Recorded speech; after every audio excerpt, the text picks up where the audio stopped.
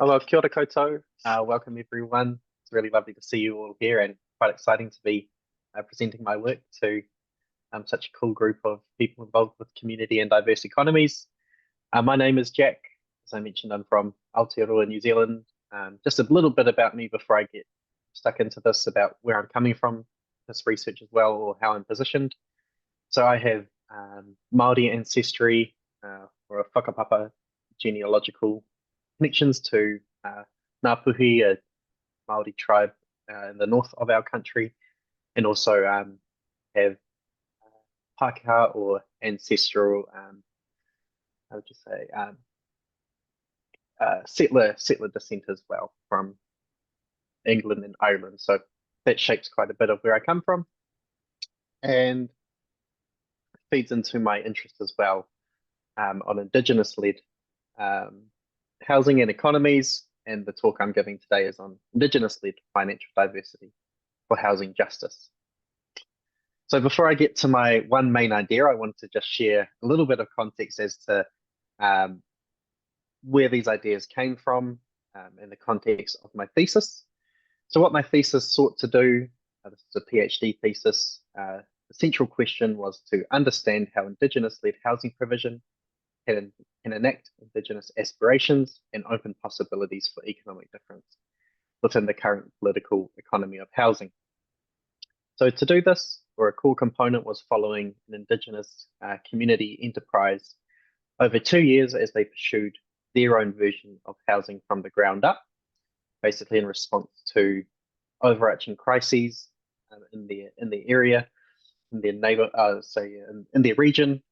There was a big desire to do housing themselves because of perceived inadequacy of what the free market had created, and also what limitations there were with state involvement in housing. And a key component of this, or a key aspect of their housing approach that I looked at, was this community's efforts to design and seek investment for a community-controlled finance model that would facilitate ethical lending to Māori families seeking housing on ancestral lands.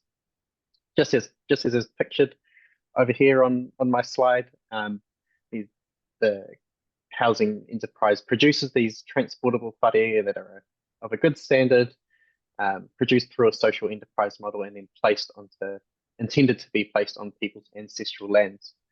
And that is quite a difficult thing to do in practice because of restrictions around lending to land that is multiply owned, which Māori land, most ancestral lands are governed within a collective structure based on descent, which creates issues for banks and even state entities that want to lend.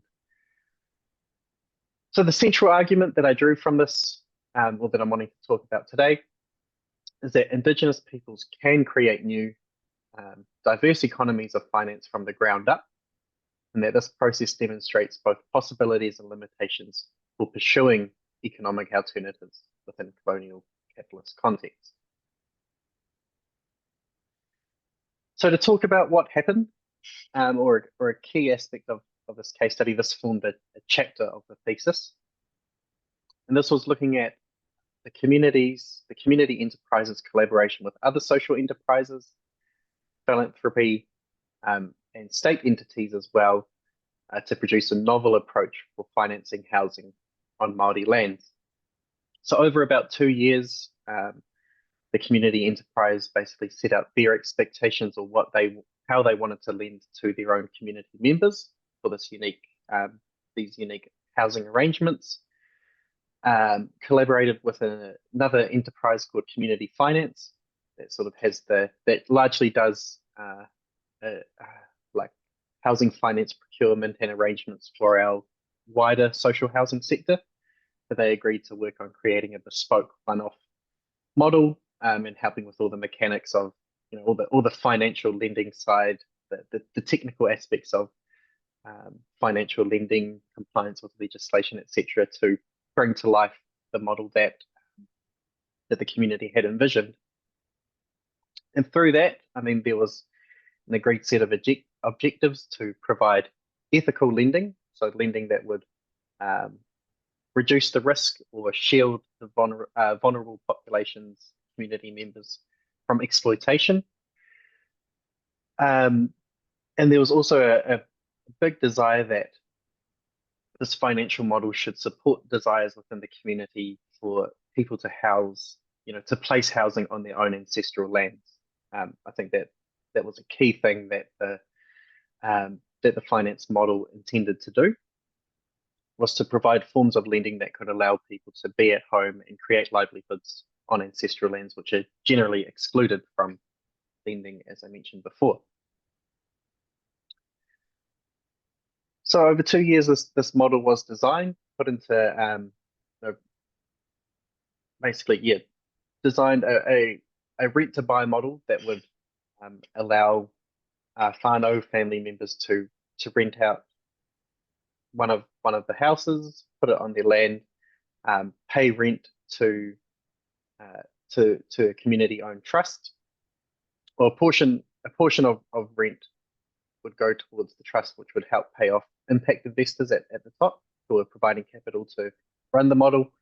And then an important part that I saw was how this model is generating a surplus through accumulating rental payments through a cohort of Māori families, but it was what was done with that rental payments and the reasons why it was distributed or that surplus was distributed towards different ends as well.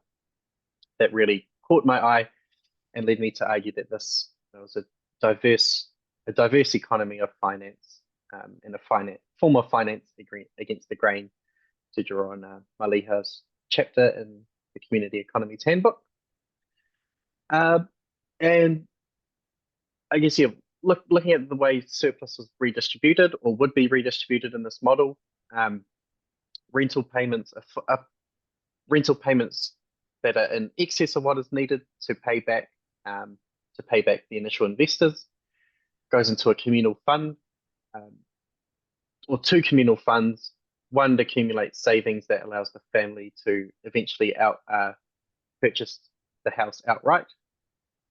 The other portion of rental payments would go into a collective fund that basically safeguards families from default, or in the case that rental payments can't be made back in 1 week, there is a communal fund there that can help cover people's payments in that instance. So what these things, the purposeful nature of designing lending so it's done in this manner, so that it's trying to reduce as much risk as possible for those participating, build up a commons through a form of a communal fund, which main purpose is really to be in solidarity with each other, or with other family and people that are participating in this program overall.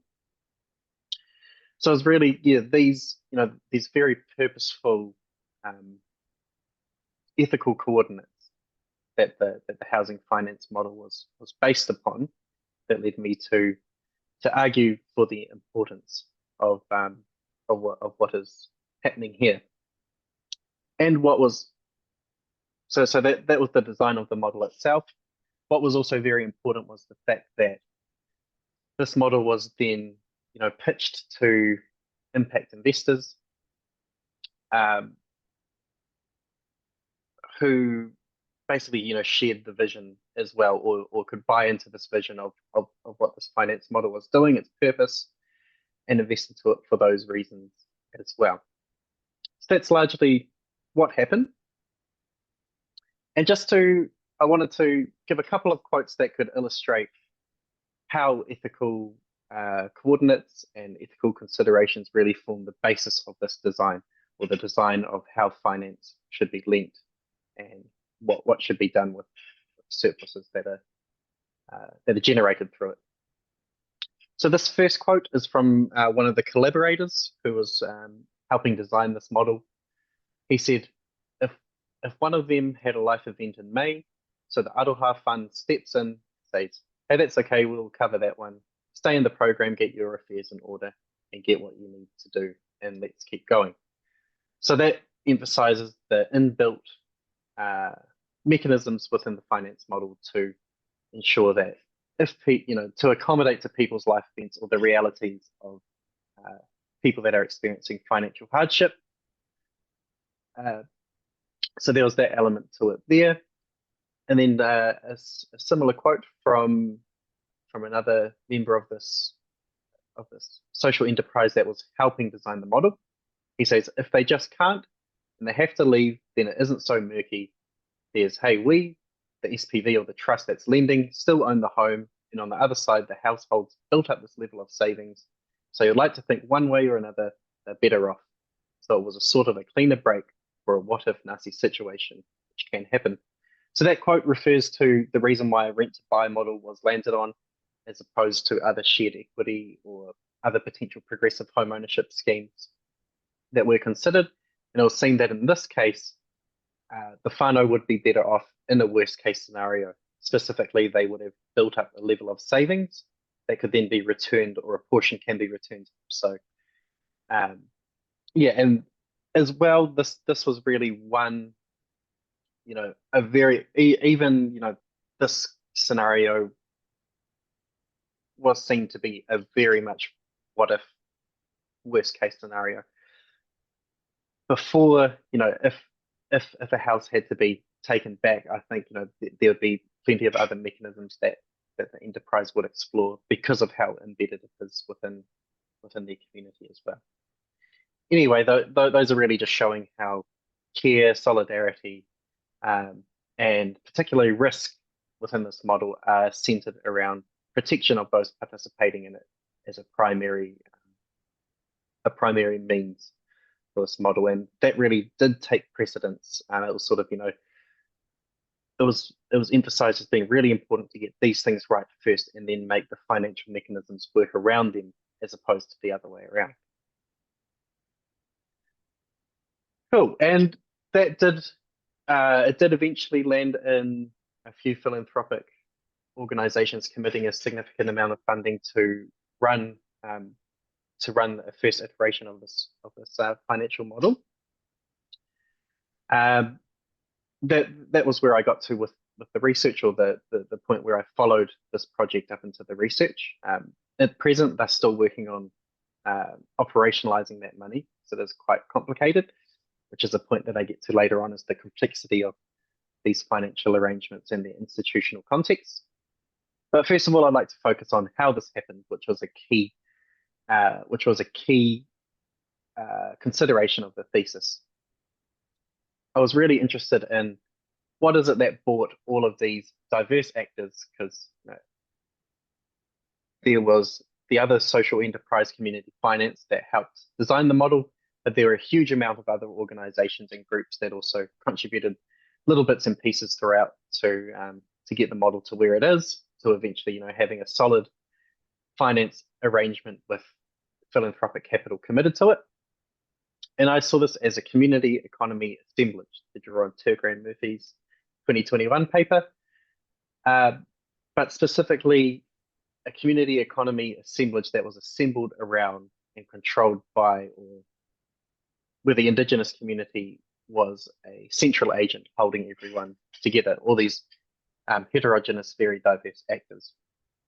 This diagram on the right just gives a brief overview of some of the actors that were involved, and it sort of shows the interdependencies that were shared between these actors as well. So, for example, the Ministry of Housing and Urban Development, a state actor, would provide low-cost finance, which was a benefit to Hikurangi enterprises to fund the model, but also at the same time, Hikurangi enterprises would be helping the government meet its targets for housing vulnerable populations.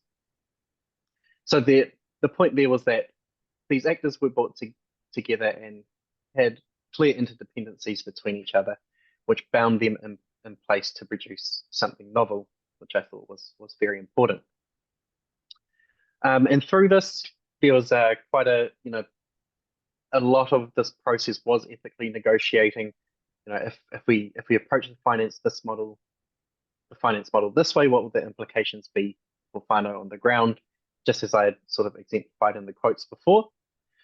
And I also saw there the creation of a collective subjectivity. So these diverse organizations with overlapping but similar objectives had come together, created this collective subject that acknowledged the importance of Māori being able to access finance, to have their own self-determined form of housing. There was agreements around the need for systemic change, and this being a form or a potential catalyst to potential change. But overall, a collective subject where there was a shared understanding of how economies were working and what needs to be done was an important moment of this assemblage as well, and how this unique arrangement was assembled in place. The last point I have here is that. Oh, Jack, yes. just letting you know you've got 4 minutes. Perfect. Thank you. Right. The last part of this as well was that this community economy assemblage, or this unique financial arrangement, was also embedded within a much wider diverse economy as well that was articulated throughout the thesis. To give just a very brief example of how the finance model or financial lending arrangements was embedded within a wider diverse economy, the form of property that these houses would go onto is under a unique form of Indigenous tenure under New Zealand legislation, which is not a form of private property. It's a diverse form of property where access is sort of negotiated under kinship rights and also overarching state legislation there. But this was so this is a unique form of financial lending that was also embedded within diverse property arrangements such as that, as well as diverse forms of labour and transactions. And lastly, the last part of my talk, I just want to highlight why this is important, or what we can draw out from this case. So I think, first of all, it shows that empowering alternatives are possible and do exist within challenging political economies, especially within the housing political economy, or the wider housing political economy. There are a lot of challenges there with the overarching power of financial capital, just how assetized residential housing has become, the expectation that private property will be held as collateral for finance. These overarching aspects make it quite hard to enact alternatives, or challenging, that came through this case study as well. But these empowering alternatives do exist nonetheless, and do exist in the present as well. So I think that highlights a lot of the importance of valuing, nurturing these initiatives. Particularly the valuing part, I think, is important as well. I think, in general, my perspective from being involved with this work, and then withdrawing to finish the thesis and whatnot, is just that I think that this work is undervalued as well. That the work that Hikurangi Enterprises have done, that the sort of the possibilities and the nuances and how what it's doing differently and how that's important is not as seen in the public realm, I believe. Lastly, I think this is a step towards economic decolonization, or a potential step, because it is a process of Māori using economic mechanisms for which they've been displaced, or to reassert their collective political authority over territory and ability to make their own decisions here. Lastly, I'd just like to say as well that this assemblage, the assemblage focus of looking at all the actors and the relations between them, reveal unequal, often hidden power dynamics, such as the dominance of private property within financial systems, the precedence of financialization logic that was still the need to generate a profit in certain circumstances was really pushed upon the original community intentions, especially when engaging with the state. And it also does show the limitations of resourcing economic justice through market processes, that there is a wider justice issue at play here, with Māori trying to reassert economic sovereignty over homelands that have been previously displaced. That was my own timer. And yeah, trying to resource a large justice issue like that through market mechanisms does just highlight the need for the state to take an active role in contexts like this, and to use their resources to support novel financial arrangements so that they can proliferate more, basically. So kia ora, that's me. Thank you all for taking the time to listen. Fantastic. Yes. That's fantastic, Jack. Spot on timing. And I see Kelly, lovely, doing a little clap, clap, clap. I should note that Jack did the summer winter school. He did the face-to-face node in 2023 that Kelly was facilitated, and also Emma Sharp and Molly Mullen were facilitators at that node. And so, Jack, that was sort of relatively early on in your thesis project. Yeah, I think I was maybe a year and a half in or so, or yeah, still quite early on. Yeah, great. Thanks so much, Jack. So maybe while Arianna gets her, are you going to use a PowerPoint, Arianna? Yes. Okay. So while you're getting that up and loaded, how about we just take 1 minute and everybody has to stand up and move away from their computer for a minute, because otherwise, you know what happens. Bottoms go, to sleep and brains go to sleep. If you want to turn your screen off while you stand up, that's fine.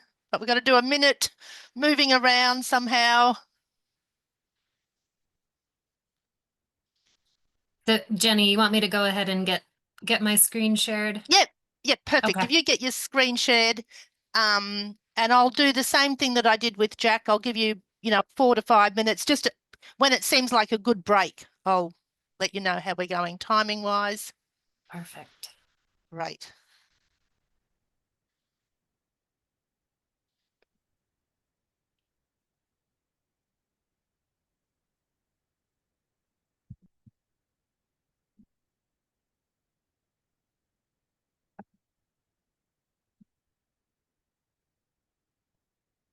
Right. And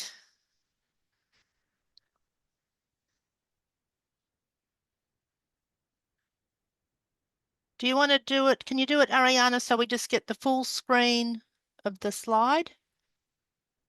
Great. Did that work? Yep, perfect. Looks Okay. great. Super. And just to let everyone know that Arianna did the school also in 2023, same year as Jack.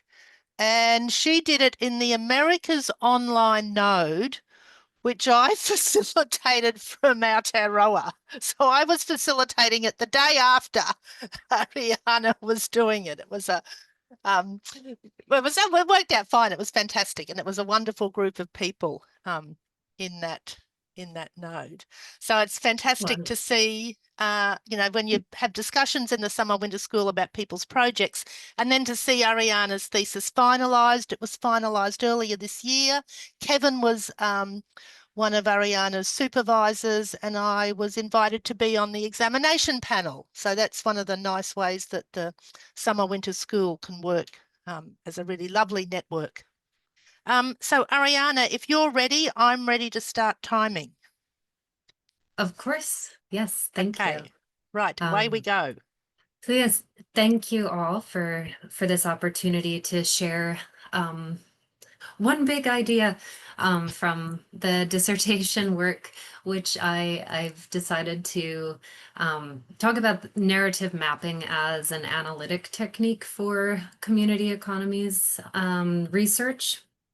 And so some insights from my dissertation entitled Labor in the Landscape of the Local, Mapping Migrant Farm Labor, Care, and Diverse Economies in Community-Supported Agriculture. So just before I get into the actual mapping, a little brief context for the project.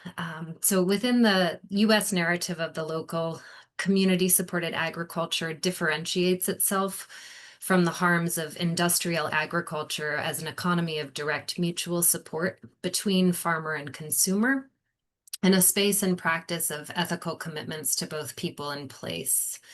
What's almost always omitted from this local narrative are the migrant farm workers whose labor very often makes possible the alternative agriculture that is espoused by CSA.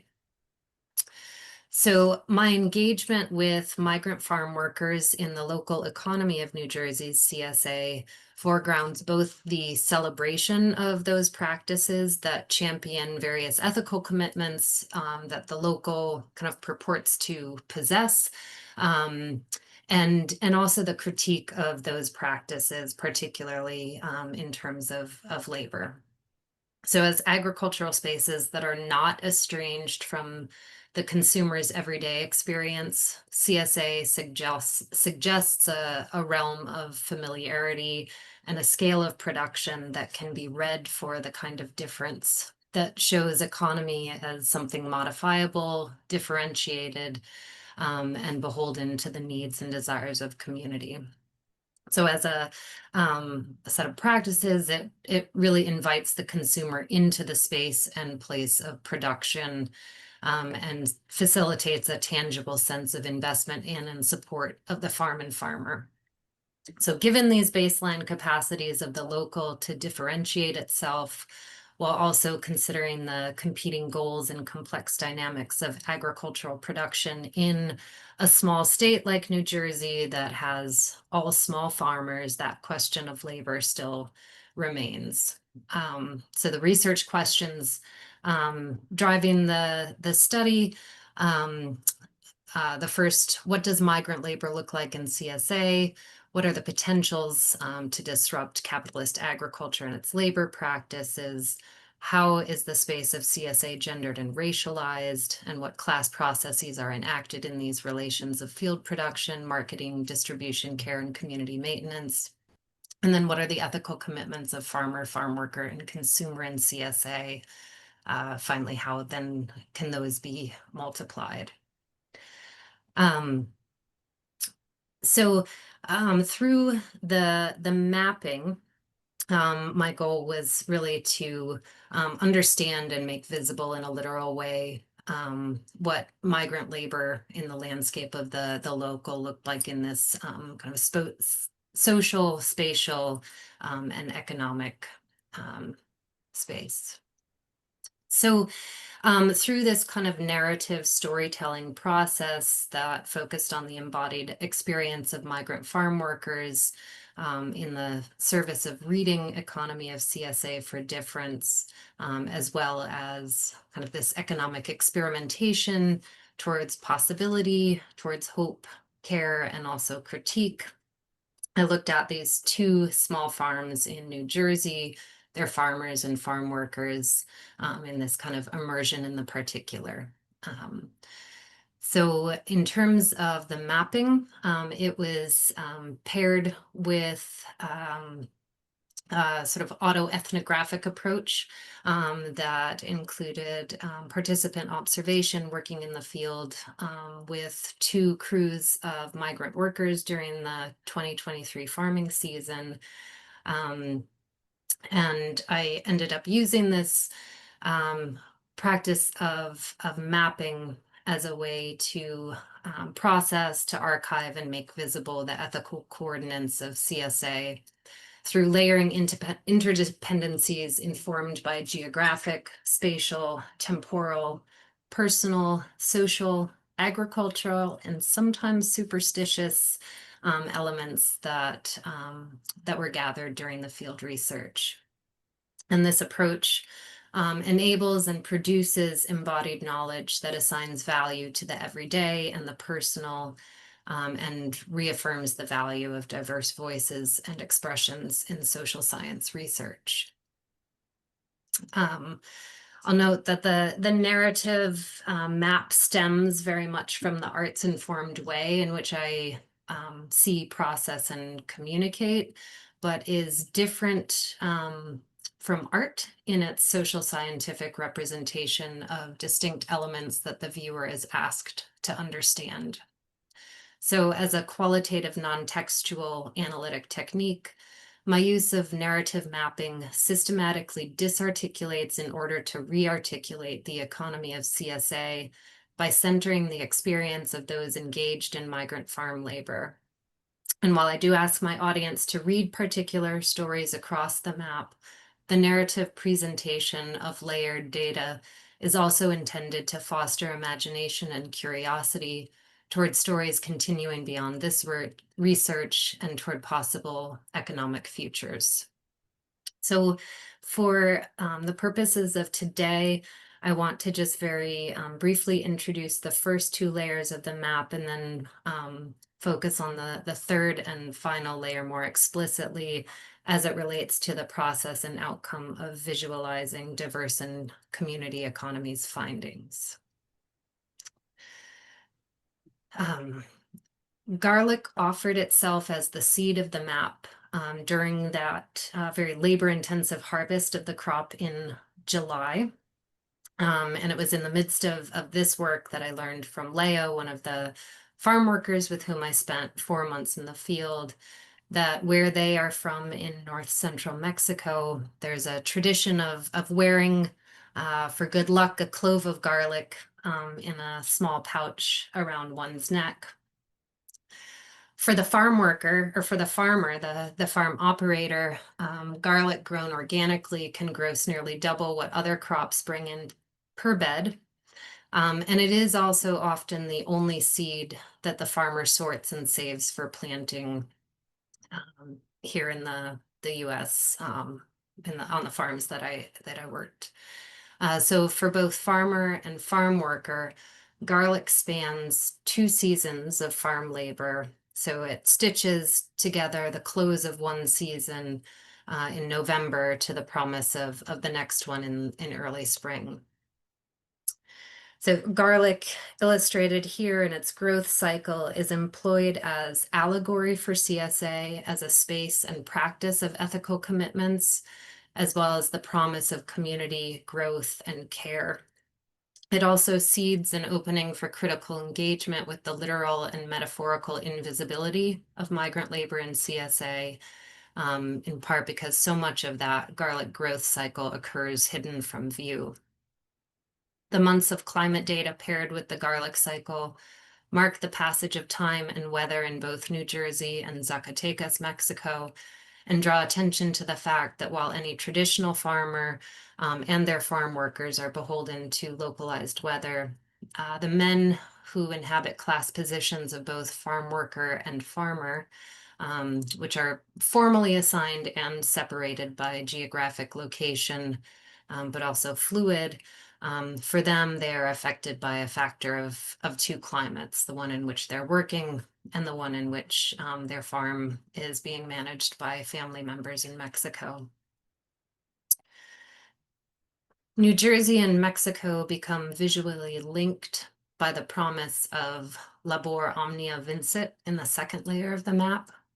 And here a line composed of the repeated phrase that adorns the state seal of Zacatecas traces the route that Leo and his brothers travel on their way home at the end of the season and conveys the experience of being simultaneously located and dislocated by the migratory nature of the work that sustains them. There is an immense physical toll on the body in this manner of farming, which relies very little on machinery. Some of that toll is seen, but most of it remains unseen, whether it's concealed by the body itself, by work clothes, boots, hats, and, by way of example, heat straining the heart, the lungs, the kidneys to keep core temperatures normal, chronic dehydration that overloads kidneys and also makes the heart work harder. Exposure to ultraviolet radiation for an increased risk of skin cancer.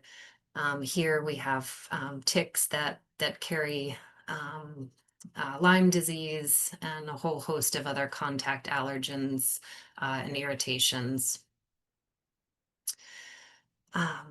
And beyond the physical, the work of migration demands additional hard, unpaid labor. Some of it is the rote reproductive labor of daily meal preparation, Some of it is much more private, emotional labor that's concentrated in a manner that amplifies the absence of home vis-a-vis the maintenance of bonds between husband and wife or father and child. Some of the men with whom I worked have done this for 15 years or more.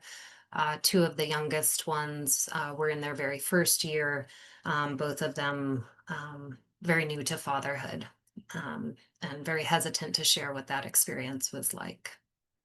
So I represent that kind of here-there tension of the mind and the heart by depicting the brain and the heart organs, both as objects that are symbolic as vehicles for the farm workers' knowledge and lifeblood, that are all mobile, valued, and extractable, but they are also taprooted in home.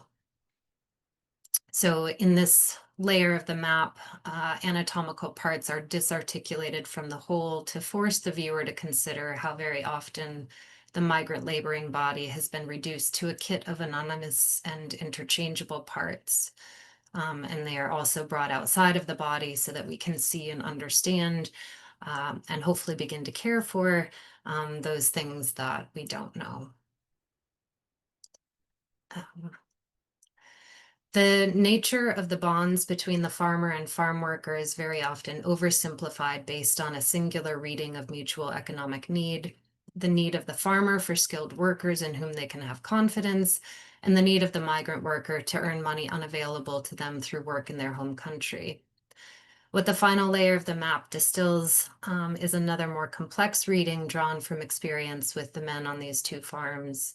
And it is a reading that identifies myriad diverse economic and social relations at work in CSA that also resist hegemonic agricultural practice in the 21st century and suggest the mutability of capitalist production. To make visible the diverse and community economies in CSA, I began an iterative process of diagramming adapted from the work developed by Community Economies Collective.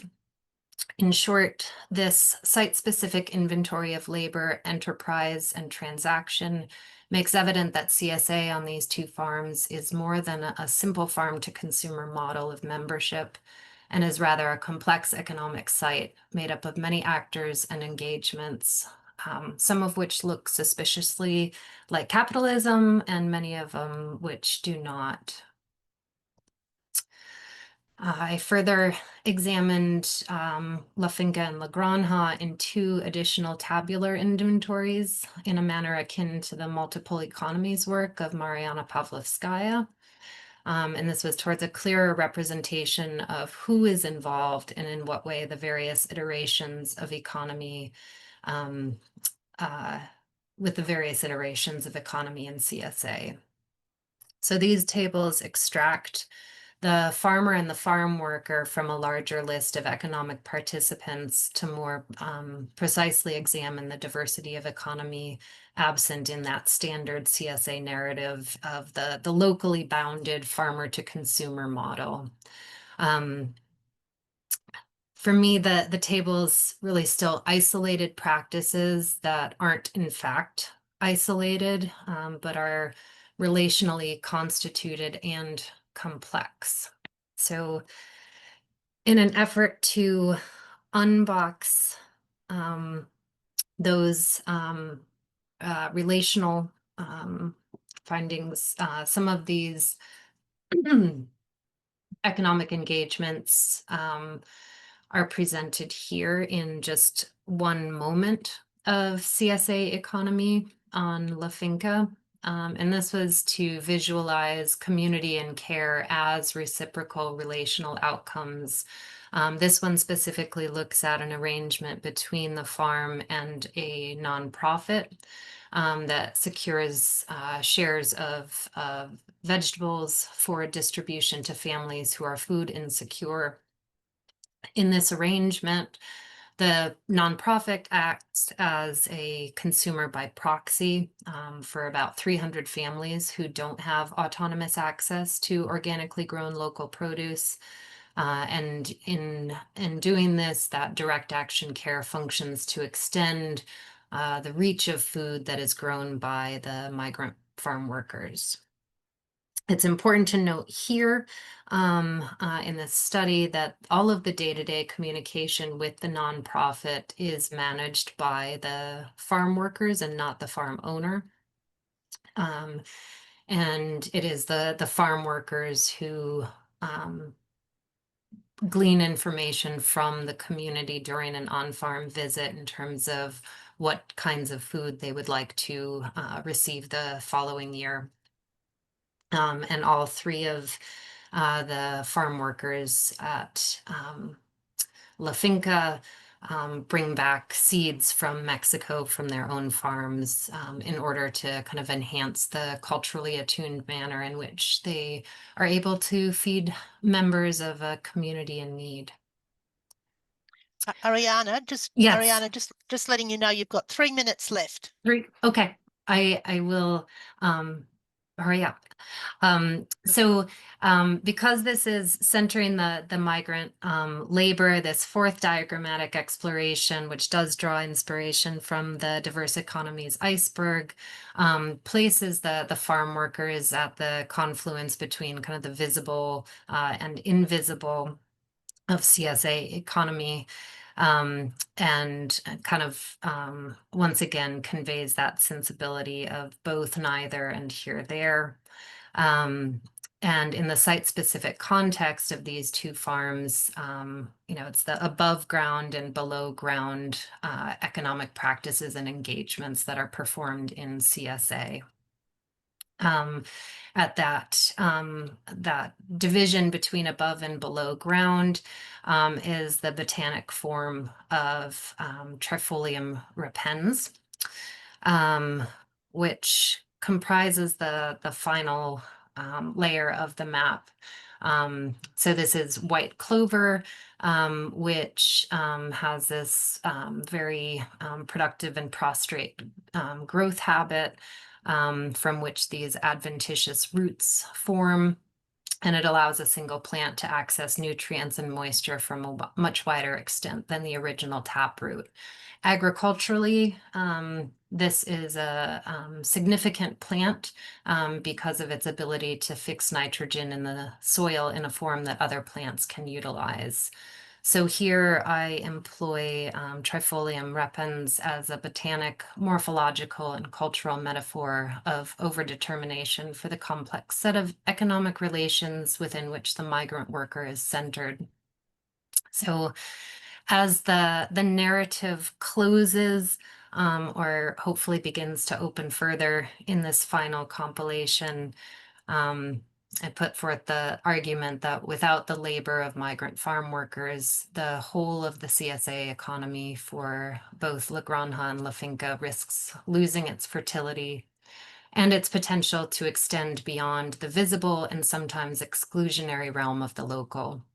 Part of this economic extension remains in New Jersey, and much of it flows more or less invisibly to and from Mexico in the livelihoods of the men. Fantastic. That is perfect timing. Right. And I'm just reminded both of the wonderful illustrative work that was in the thesis, Arianna, as well as during the summer winter school that must have been before class you were working out in the fields, and then so you were doing your field work.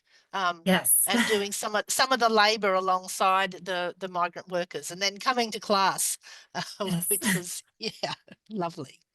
All right, so let's do the same thing, and we'll just take a break for a minute and stand up and move around while Denise gets her slides set up. Yep, great. Okay, so we're all up and standing, moving around for a minute. I have a very noisy street today, like when people You just do? talked. Yes, there is the rubbish truck coming through now. I hope it doesn't stay for long.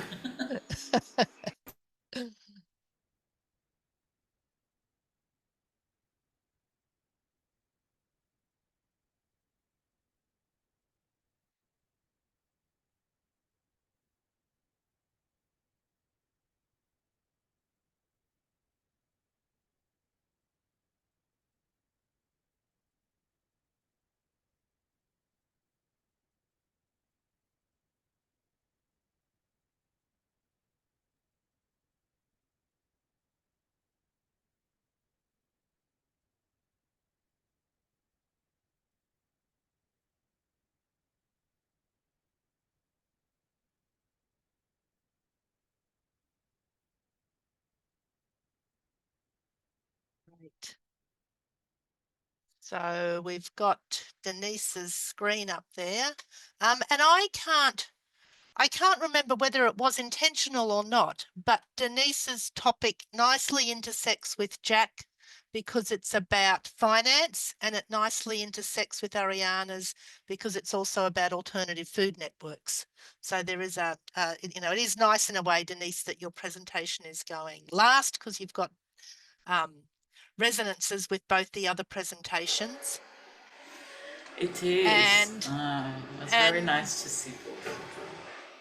Oh yeah, and Kat has to go. And I just say that Denise did the summer winter school this year, and she did it online in the Asia Pacific region, which Kat and I facilitated this year. But unfortunately, Kat has had to go away, but never mind. So Denise, if you're ready, I will start timing the 20 minutes. And I'm just to ready, let everyone and the know, truck is gone. okay, Denise did have a garbage truck outside her. It's gone. We're all good. I'll start timing. Okay. Well, thank you very much. So this presentation is based on my PhD thesis, which is on social finance and how social finance is affecting alternative food networks, transformative outcomes. Before I start, I just want to acknowledge the Gabi people from the lands where I am at the moment, where I live, and from where I do this presentation. This is beautiful Glass House Mountains close to my place. And talking about country and landscapes, I have some other landscapes from here, from Gabi country, and there is something in common, or in what they are. The mangroves, riparian zones, grasslands, estuaries, they are all called ecotones. This is an ecological terminology to define transition zones between ecological communities, where you can find species that live in both ecologies or communities, but also species that belong to just one of them.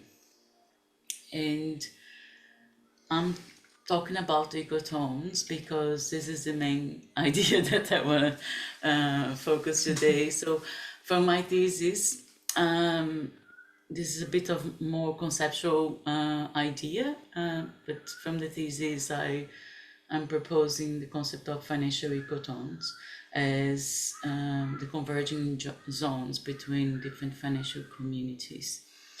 And I'm gonna explain this a bit more with the theory and the examples that I found. So just briefly, my thesis was on how alternative food networks are engaging with social finance and how these engagements are affecting their transformative change. And I decided to use from early on in my research a theoretical perspective called financial ecologies. It comes from economic geography, and basically financial ecology says there is the so-called financial ecosystem, which is a top-down or like a very seen as homogeneous system, but there are distinctive ecologies that emerge from the various spaces and institutional and social arrangements that are in place. So in this sense, it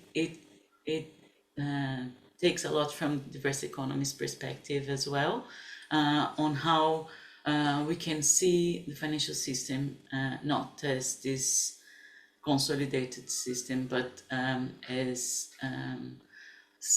various different arrangements that are in place. So financial ecologists use these ecological attributes to understand these financial arrangements, and it's very relational, situational, and political, because when you break down the financial system in these different forms of finance that you can almost like touch and understand, you make it closer. Like normally when we are looking at financial systems, we tend to find it very complex and hard to engage with.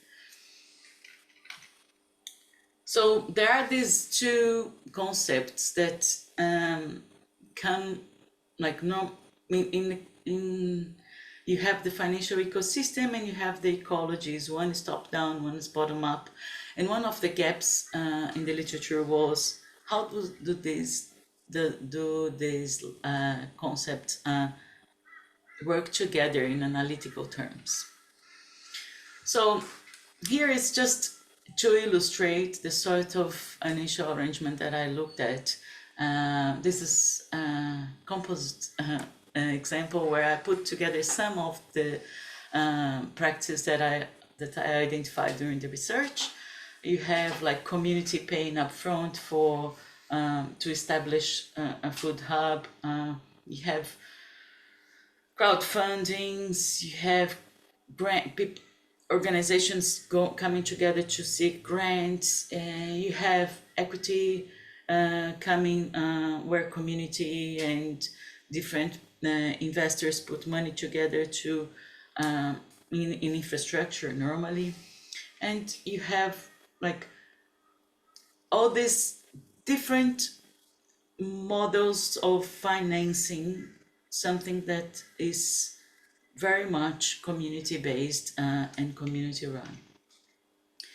And I tried to understand what was this financial ecosystem and what were the ecologies from the perspective of those players.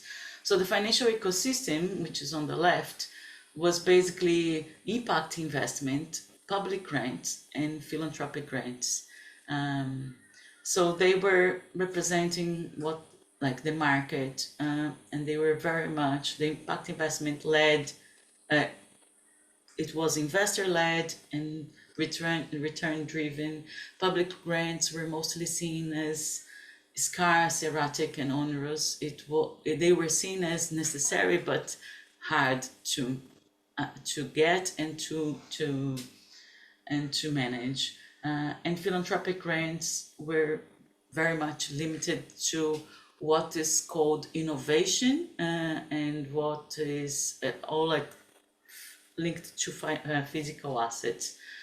So basically, there was a lot of distrust in the system from the perspective of alternative food networks, which is expected. But they were still playing, like there was some curiosity which led to disappointment and then avoidance. As much as possible, alternative food networks did not want to engage with the social finance ecosystem. And you have a few quotes here. On the other side, there were all these different financial ecologies involving community investment, collaborative grants, cooperative investment, patient loans from community members, and they were basically all the time. They actually in the beginning of the interviews, representatives from AFNs struggled to name it finance. They were basically saying, no, we have the support from the community, and then I was trying to understand how the support was happening. So these ecologies were built by the AFNs or for those alternative food networks, but from the engagement of like-minded people or actors that could be local or non-local. So there was a lot of shared interest, a common agenda that was driving the decisions, the financial decisions, and a lot of trust in these connections. So you have like quotes from like the people involved in that investment fund are genuine. Their underlying production system is more within the regenerative paradigm. So this was like one little FN talking about people that were putting money together in a fund to support. in general, I found that these ecologies, they were very important to strengthen community embeddedness and to support some specific needs of alternative food networks. Some of them saying that they were near death, they were in a near-death experience, and the community came together and saved them in different ways. But they were very fragile, they were very isolated, and there is not much of an infrastructure to support these financial ecologies. The institutions are underdeveloped. There is not many actors involved.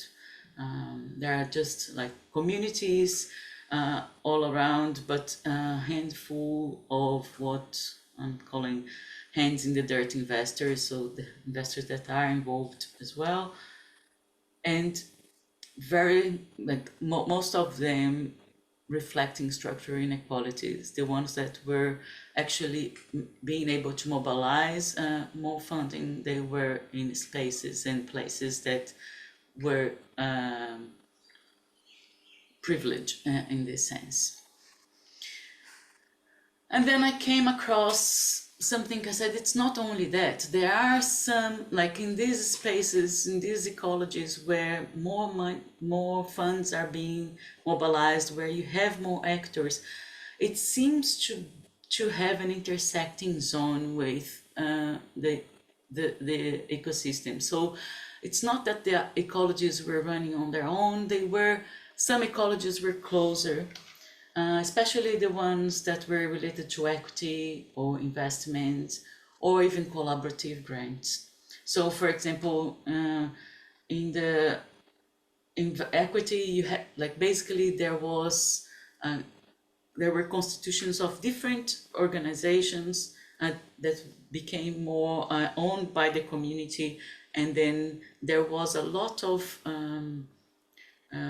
specific work and sophisticated vehicles to make this happening.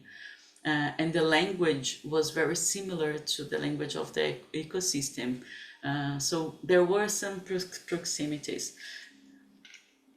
So there were sophisticated normally investment financial mechanisms such as bonds, equity, larger volumes of capital, non-local investors with shared interests, and a greater diversity of species in these zones in between. And this was when I said there is something there that I need to name, because it's not the ecology and it's not the ecosystem.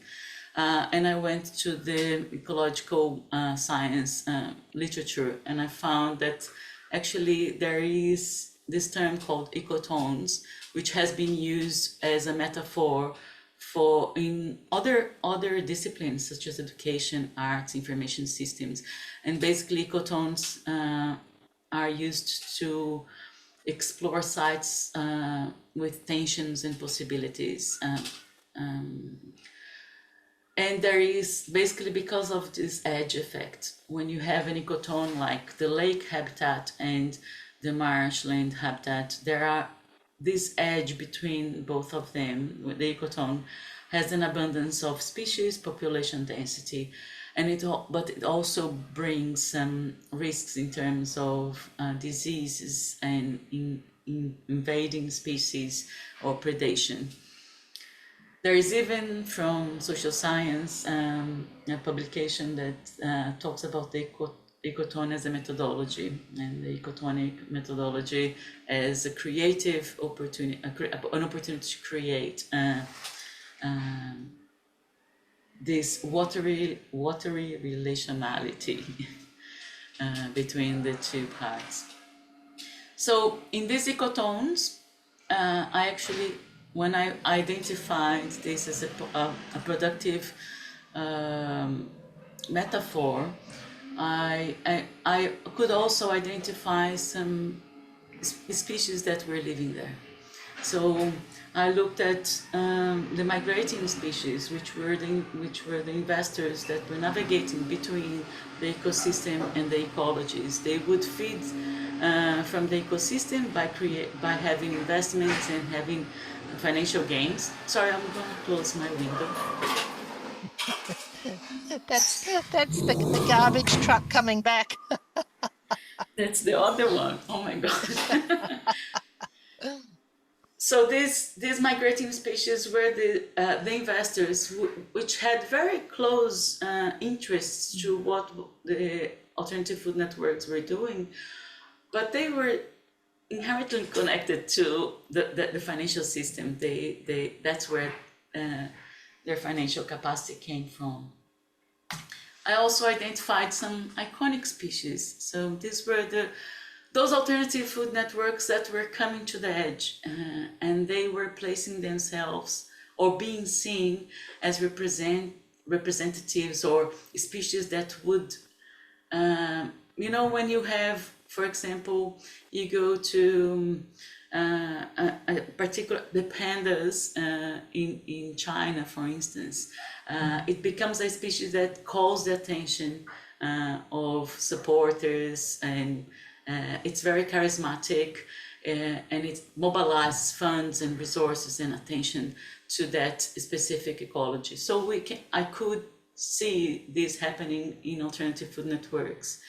And this is very good because you have some species that are able to mobilize this attention, but on the other hand, it just represents part of the diversity of alternative food networks. And when you have very strong iconic species, you actually become like the financial support becomes blind to the rest. And then I found the endemic species, which are the ones that are trying to be away from this edge and trying to protect themselves, but they are trying to build the ecologies from the local community, and try to sort themselves out with voluntary work, with local support, but they are very vulnerable, and like even vulnerable from the lack of resources that come in, vulnerable because they are not seen, and vulnerable because they are in times that there is a crisis or a shock, sometimes they cannot pick themselves together on their own. Here are some quotes, but I don't, let me see, I think I have time, so. You've got 3 minutes and 30 seconds. Okay, so I think that's in the wrong, like this quote is actually for an iconic species, and how like they learned to speak the language of finance, and how they can, because they learned, they can have this communication with, they can inhabit the ecotone and communicate with species that would not communicate before. This one is for the endemic species, which is like how this organization is built from a lot of volunteer work, and this is what enabled them to actually sustain themselves and keep themselves protected from the vulnerabilities or the shocks that could become. And this last one is from a migrating species. And they said they have 2 jobs. They are running a farm, which is a regenerative farm, but they also spend a lot of time feeding and putting seed money into things like Such Food Collective, where they see the same values and goals that they have. So to finalize, I want to go back to the concept that I came across, and I think I would like to leave as the one idea, that we have financial ecotone, the concept of financial ecotones, which is not a natural phenomenon. It's built with interaction between actors, institutions, regulations, and place. But this concept is able to put us to explore diversity in a more comprehensive way, and because we can identify what is not specific to an ecology, but it also does not necessarily reproduce the ecosystem, the financial ecosystem.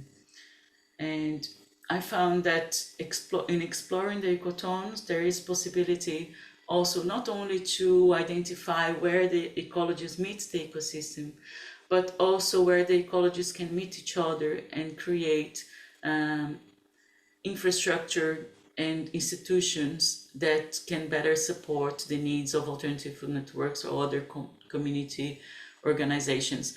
For example, when different alternative food networks got together to seek grants, they were actually able to propose some significant, to mobilize significant funds, but also achieve significant results by creating this specific infrastructure to seek the grants. Thank you. Ah, fantastic. And that was absolutely spot on time. Denise, brilliant. And yes, you can stop sharing screen so we can see each other. Right. So what I want to propose is let's just break for 2 minutes until 20 past, and then let's come back and hear ideally maybe 10 minutes from Maliha and 10 minutes from Kevin, and then that'll give us a little bit of time at the end for any of the presenters to respond or for anyone else to respond as well. How's that sound? Yep. Okay, great. So 2 minutes, move around, etc.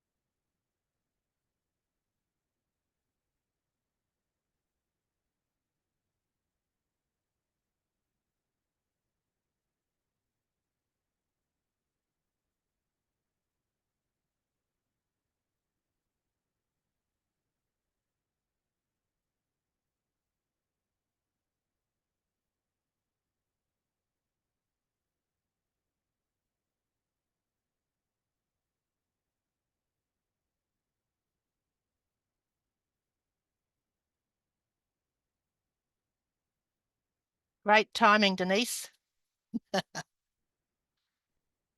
Even with the interruption of the garbage truck. It was.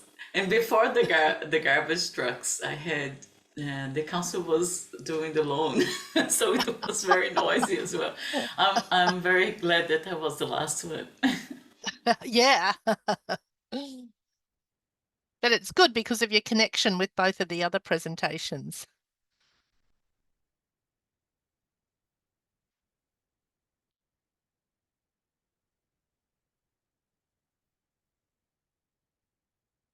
We'll just wait a moment till we can see everyone.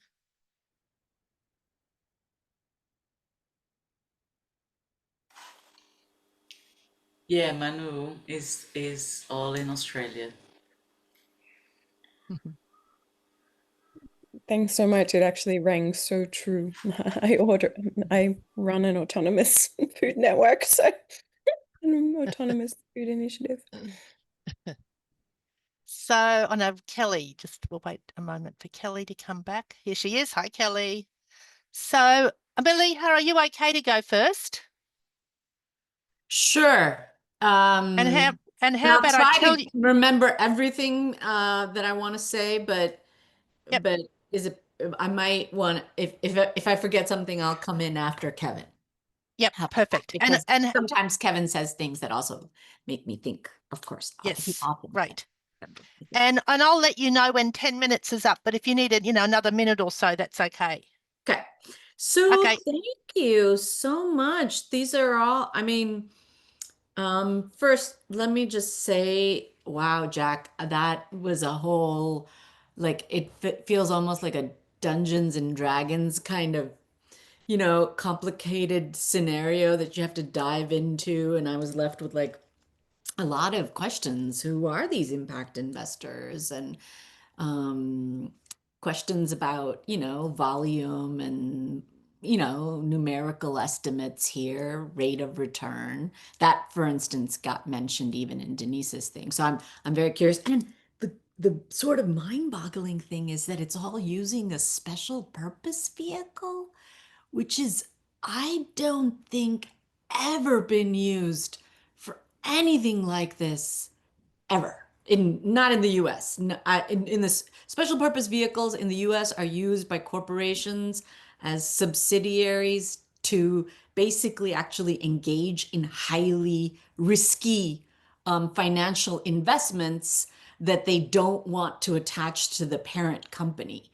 So it's been the main financial vehicle, for instance, that you could say led to the securitization of housing debt and kind of led to the collapse in 2000. I mean, I just taught about this, so I felt I had to like recall exactly those mechanisms. But special purpose vehicles are attached with a very, and I'm curious, like what that takes a lot of know-how too. And this is not exactly the kind of, community economies return on investment, everybody could get their hands in on and kind of understand and replicate because of the sort of, but maybe it's different. And so I'm having a little bit kind of, it boggled my mind a little bit that such a investment vehicle could be used for these kinds of purposes. And it left me with a lot of questions about that. In some ways it would be appropriate, like there, another thing, and I know this is an American saying that maybe some of the Americans will recognize, but this would be a case of using the master's tools to dismantle the master's house. But then I'm also left with questions. Is it like what is the relationship between the impact investors then and then also Indigenous communities? And I understand from what you said that it's being offered to the social impact investors almost in a take it or leave it kind of manner, like either you take this investment or we're not going to change anything about the ethical principles. But so I guess those are some of my kind of questions and thoughts that came up. And then I thought, oh, if I'm struck with this kind of, I don't think I would be alone. I think a lot of people, for instance, who are and it reminded me of this work by the Debt Collective. Actually, I don't know if you know them, but they published a book called "Can't Pay, Won't Pay," and they described. Oh, this was the other thing that I wanted to raise, because they used a very kind of specialized closed bid auctions for private debt. So you know how when people go into medical bankruptcy and then that debt, it gets sold on secondary markets? Those auctions, though, are completely closed to private investors. So they formed an institution that could go out and then buy that secondary debt and then retire it. So they're using this as a way to make a case for the abolition of debt altogether. So in some ways, but they also make a big point of how how crazy specialized the knowledge is to participate in those kinds of auctions, and that they're not recommending that everybody just support them and then they just retire the debt in this way. They're also making a broader point kind of about the impossibility of this at a structural level. I don't want to run out of time though. And Arianna, I want to say, there's so much that I want to say. One that I feel like I've been waiting, dying for somebody to work on this in CERN, CEI, for such a long time. So I'm really just grateful and thankful that you know, someone's specifically working to center migrant labor in CSAs.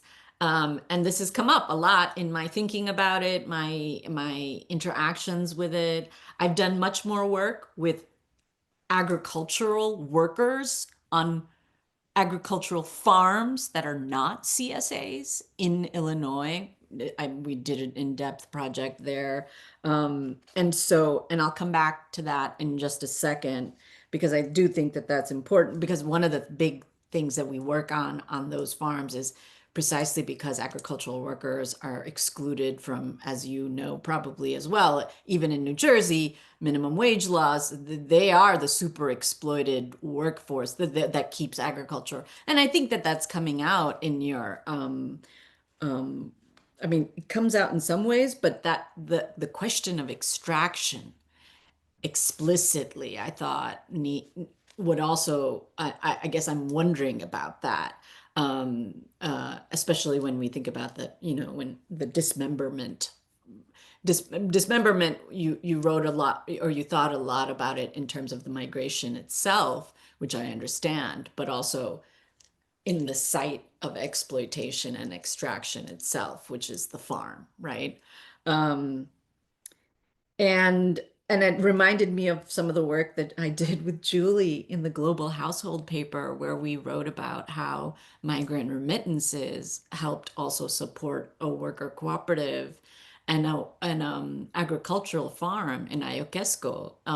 So that's and that it reminded me of that, right? How remittances can sort of be that generative of post-capitalist possibilities.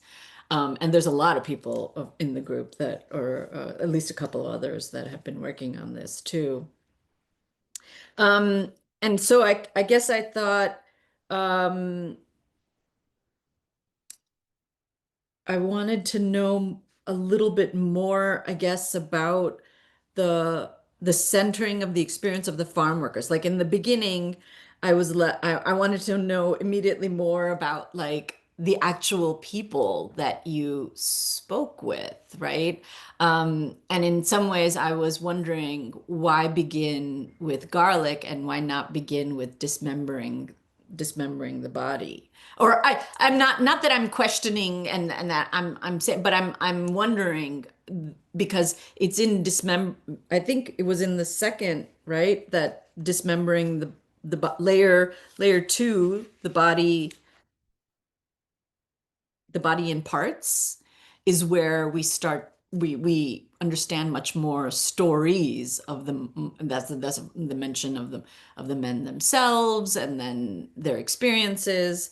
But that said, I really loved the garlic layer. Like I thought that was really generative too. And it reminded me of Leanne Betsamoke Simpson's work. I don't know if you've read her latest book, Theory of Water, but in that book, she talks about the body of the eel as a map. There's a chapter in there that's just beautiful.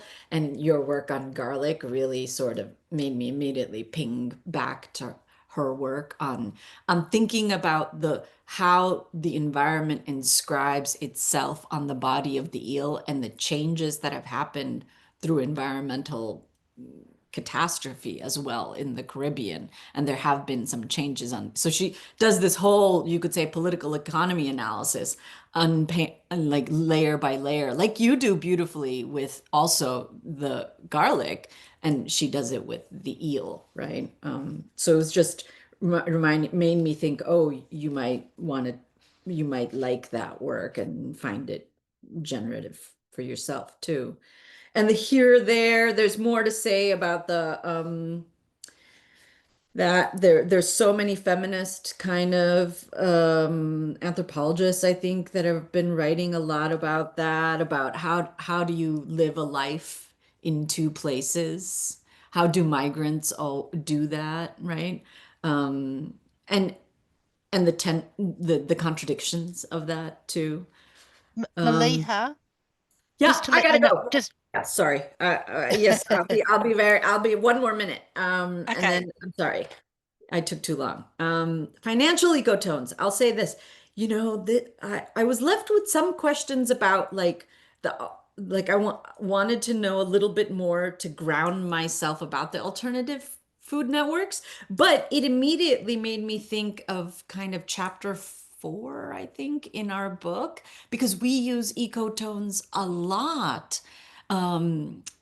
Edge work, I think in ecological systems, kind of using edge zones and ecotones as synonymous, right? And we use that a lot to think about how it is that you can think about racialized segregation and different racialized communities potentially coming together in different kinds of post-capitalist practices. And so I just think that, you know, we found that metaphor super helpful, generative for us too. And I see that you're on the same track. Sorry for taking too much time. no, that's great. We can come back to things if we need to, Maliha, and I'll try to make sure that we get some responses from the presenters too. So Kevin, do you do you think we could do it in reverse order? Because could you start with Denise? Will that work for you? Yeah, sure. Okay, perfect. Thank you.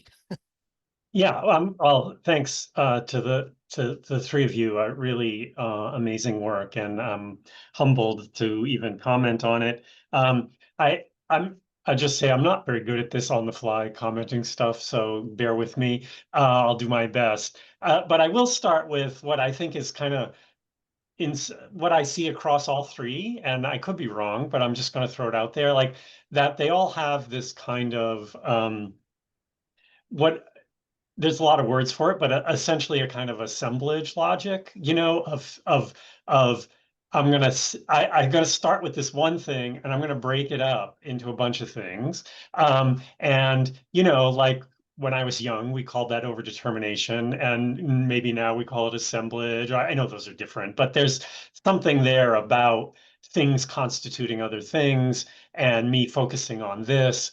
And I see that in all of your work, and I want to talk about a little bit how that's productive and useful in each case, maybe if I get to it. The other thing that I see across all the work that I find really useful is like everybody's conscious of the hegemonic, you know, everybody's conscious of the power of the whatever big thing that usually runs farms and finance and so on, right? And you're all like seeing that in different ways, but incorporating it into your story, right? I guess is what I'm saying, rather than ignoring it or rather than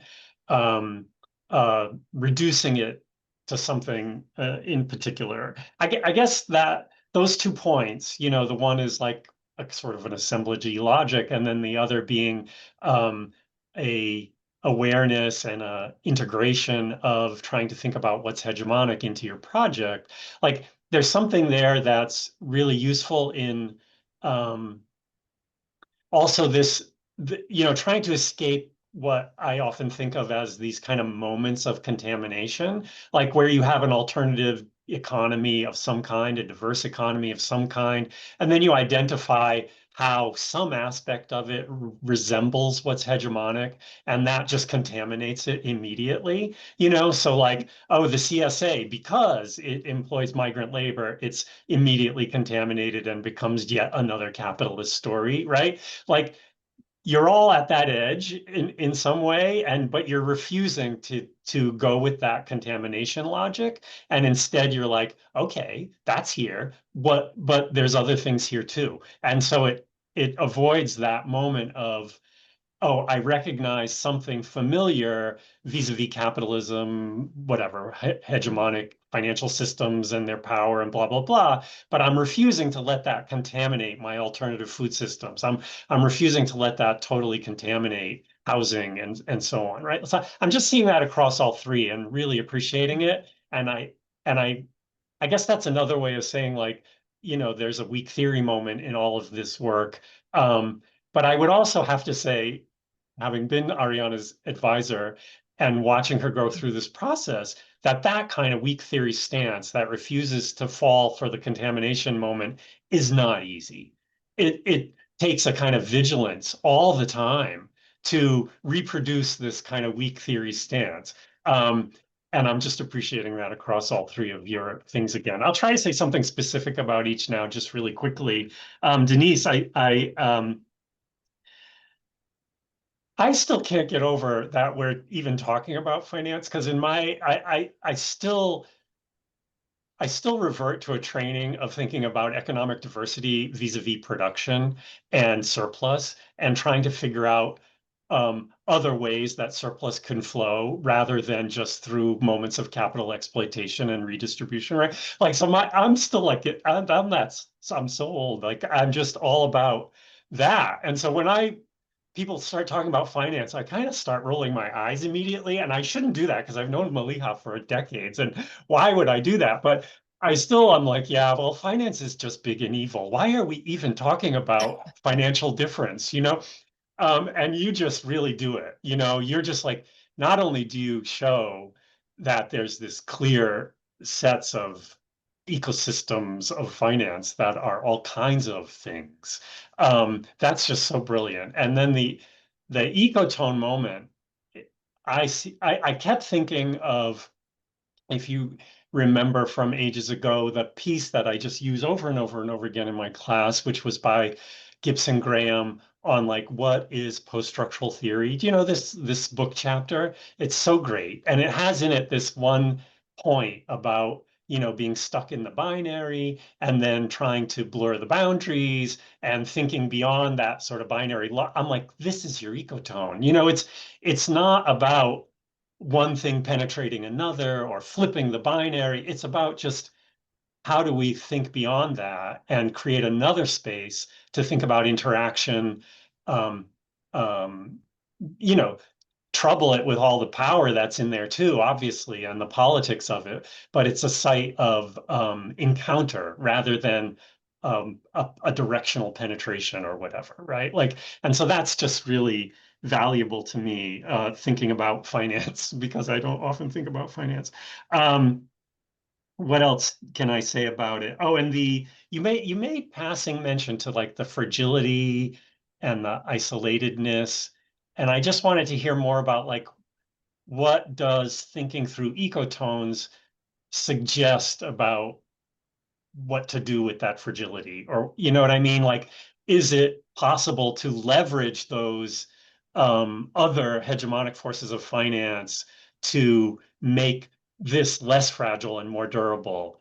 So it's not a penetration of hegemonic finance, it's a leveraging of it by somebody else, right? I'm thinking of, like, Lindsay Naylor's story about resistance farming and fair trade. And she's all about, like, in that book, fair trade isn't co-opting farmers. Farmers are leveraging fair trade, like trying to flip the story there. So interesting. I think you have that potential there.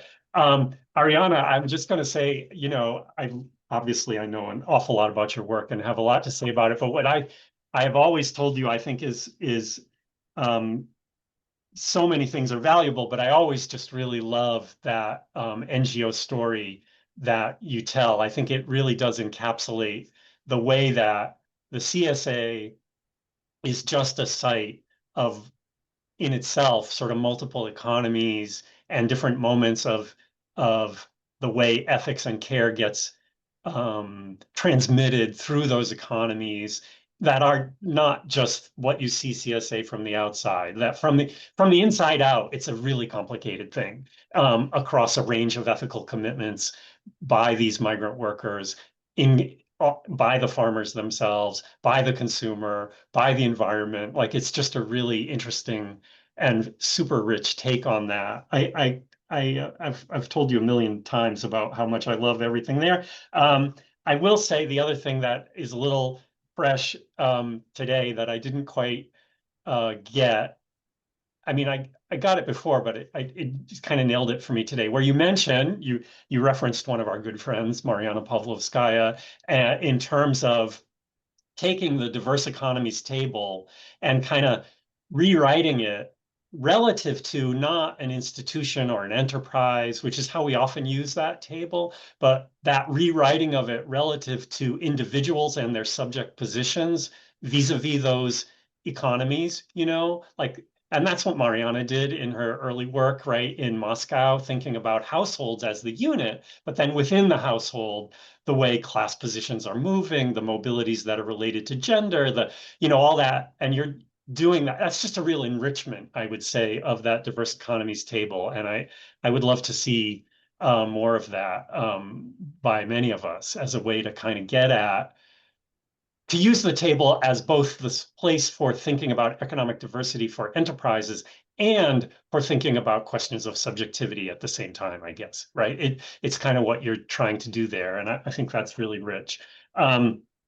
Jack, I'm realizing, like, as soon as the video popped up, I'm like, I know Jack from somewhere. And we met in June, right, at Clark University at the Global Economic Geographies Conference. I just want to say I remember that. And I guess a few last words about that. Thinking about because yours, you really do name the assemblage and thinking through assemblage there. And I guess I'm really interested in what that does, the work of assemblage, and really putting that out front. And you kind of do that. You say it, it does this, reveals things, which I thought was really interesting. It reveals the dominance of private property. It reveals standard logics of financialization, and I was trying to think of what else it's doing in your project and trying to put that a little bit more in the foreground of that. It really demonstrates what it takes to produce this alternative enterprise, right? And this alternative model. And it just takes a wide range of actors, investments, things, mechanisms, and so on. And I always tell my students, like, that's a really useful thing because it gives you more places to intervene, more places to support, more places to bolster, right? That makes the resultant assemblage durable. And so I just would encourage you in that direction a little bit. And the other thing too that I always tell my students is, like, you are doing the assembling, that you have to really be careful about what you're iterating and why, because there's a politics to listing these 7 things instead of those 7 things as constitutive of this enterprise, right? And so being really careful about, when I'm iterating these 7 things, like, why am I doing that?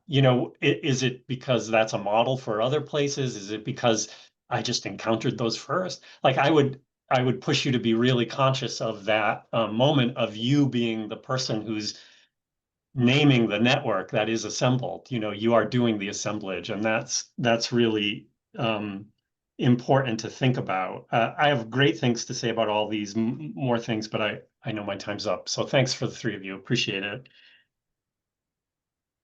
Fantastic. Thanks so much for that, Kevin. And Maliha, are you prompted by anything Kevin said that you want to add now?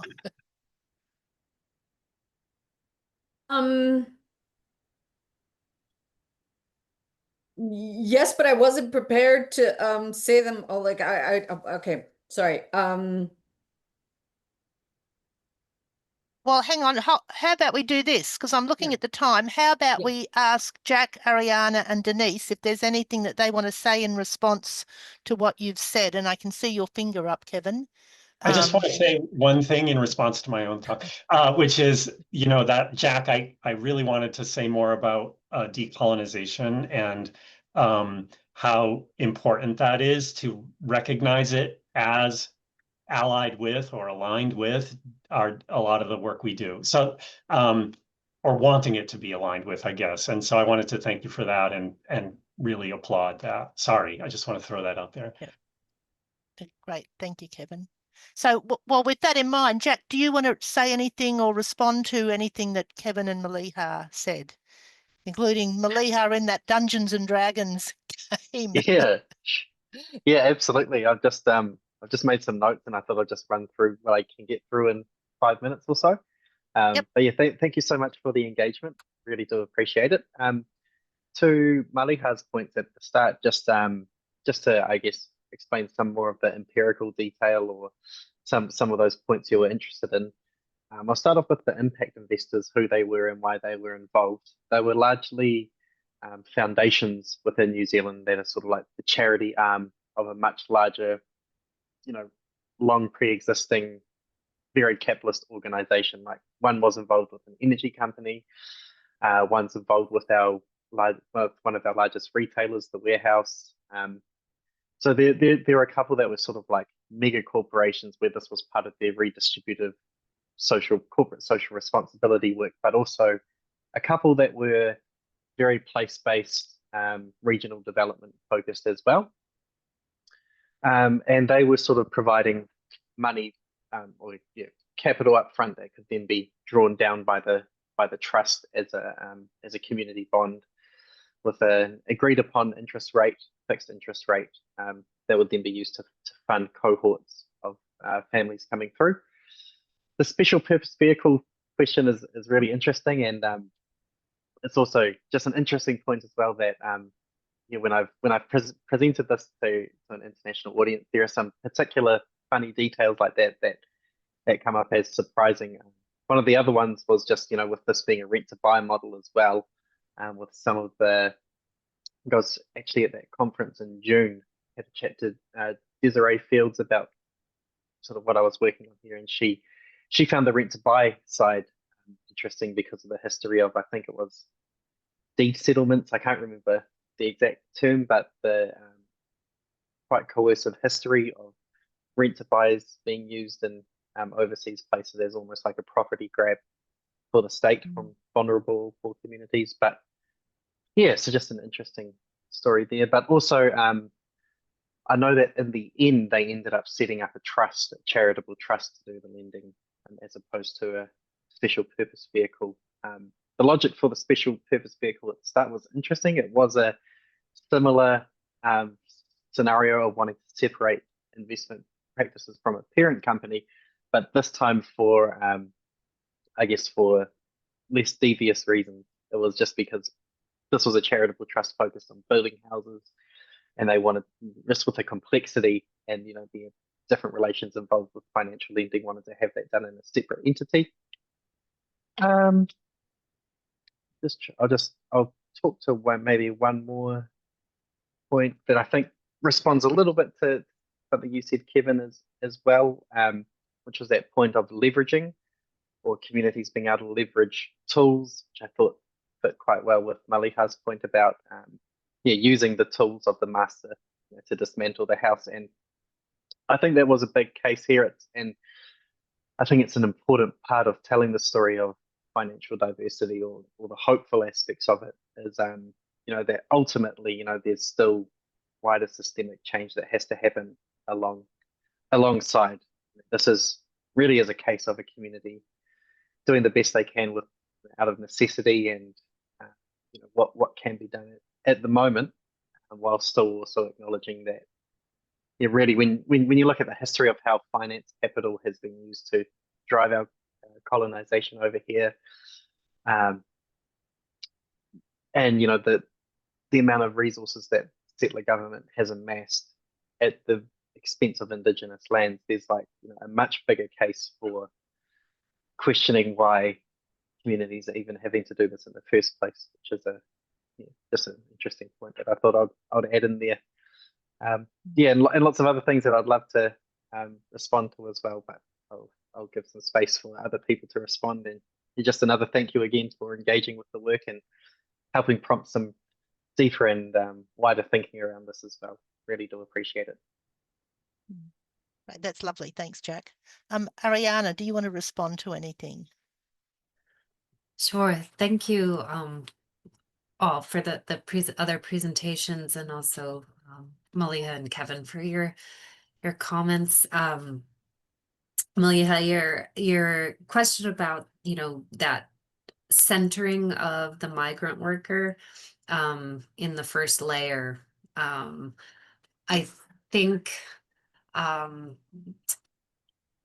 the way it began was very much from that interaction with Leo in the field, in terms of getting that first kind of glimpse into his life in Mexico, in terms of kind of that symbolic value of the garlic that, you know, symbolized good luck. And so I think I likely didn't, hopefully I make it clearer in the dissertation that is still part of the centering of their story, but then has these broader networks of connections in terms of how it can be read for kind of that economic difference that the CSA kind of claims, and, you know, in that kind of elevation of this very mundane vegetable, not a vegetable, I suppose, but the garlic bulb takes on this whole other kind of significance. And you know, I think I did, in terms of your inquiry about or connection to the remittances. One of the most interesting pieces that I learned from these guys was that their remittances, so their kind of wealth or perceived wealth when they return home, has kind of made them targets for the cartel. And so there is this strange kind of you know, that transference of wealth has a whole other significance there that can also be a threat to their well-being. And you know, I'm still in contact with one of the workers, and given our current political climate, and with ICE and those who are targeted, you know, I had asked him if, you know, if he if he has a lot of fear right now, being in the States, and, you know, his response that he has more concern about going home. And so that's, you know, in terms of other economic of difference there. And I will absolutely be reading The Theory of Water. So thank you for that recommendation. And yes, Kevin, we've talked about I always think of the banana at the farmer's market, which in you know, North America, we shouldn't have local bananas. But you know, reading, you know, the market, do we read it for the banana, or do we still read it for the difference? And so I like that thread that you pulled out between the three of us. And yeah, just really fascinating to hear other research and these threads that connect them. So That's lovely. Thank you so much, Arianna. So Denise, if you want to throw anything in at this point. Yes, I would.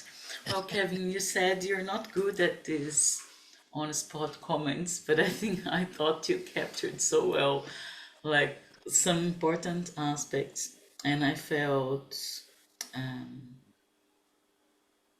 kind of honored to hear from you that, like you how you recognize some of these nuances of the work. It was a struggle to avoid the contamination. And another long process to understand that I needed to find a way to describe what I was saying, and there was no name for it, and how I could, and then I was on and on trying different things, and nothing would sit well. I would write using the metaphor, and it wouldn't. And it was when I found ecotones that I said, okay, I think this is it. And then I wrote and said, yes, it's it. Everything that I want to put, I can put it here. And then it was the opposite, Maliha, because I found the ecotones in ecological literature, and when I started to justify why I was using that, and I came across a body of knowledge that was using ecotones as well. Okay, so I'm not the only crazy one. That's good. I can go in this way. But it was, for me, it was an exercise of getting lost on purpose so many times to find different ways to deal with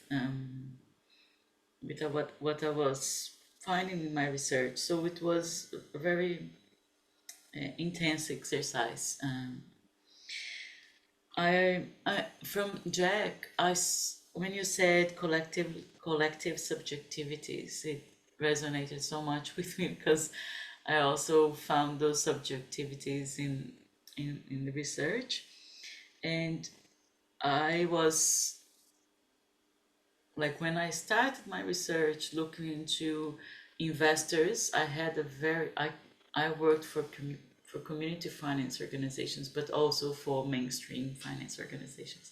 And for me, investors have like their own agenda and their interests, and they will find ways to get along. And when I came across to talk to investors that were putting money in the alternative food networks, I was like, what? I was trying to find ways to figure out what they were gaining with that. And they were just saying, no, like this is not the money that I consider that I will gain anything. Actually, if I lose the money, that's fine as well. It could be a donation. Because there is an important agenda there that I want to make happen. So I said, okay, so they are in the boards of these organizations, like they are part of the decision-making process. And they were not. They were saying, no. We trust those people that are doing things on the ground, and we think they are making the best decisions possible. And I just couldn't find how and I said, if I know there are not many, like I'm talking about 5 probably that I came across amongst all of them. But if there are 5 here for regenerative food or alternative food networks, there is 5 somewhere else for something else, and we could try to find because they just showed me that there is diversity in the investment space. So Denise, I'm looking at the time. Sorry. So Maliha and Kevin, do either of you have to go for anything now? Okay, so Denise, Very if you soon. just Okay, so Denise is going to make one final quick comment. Yeah.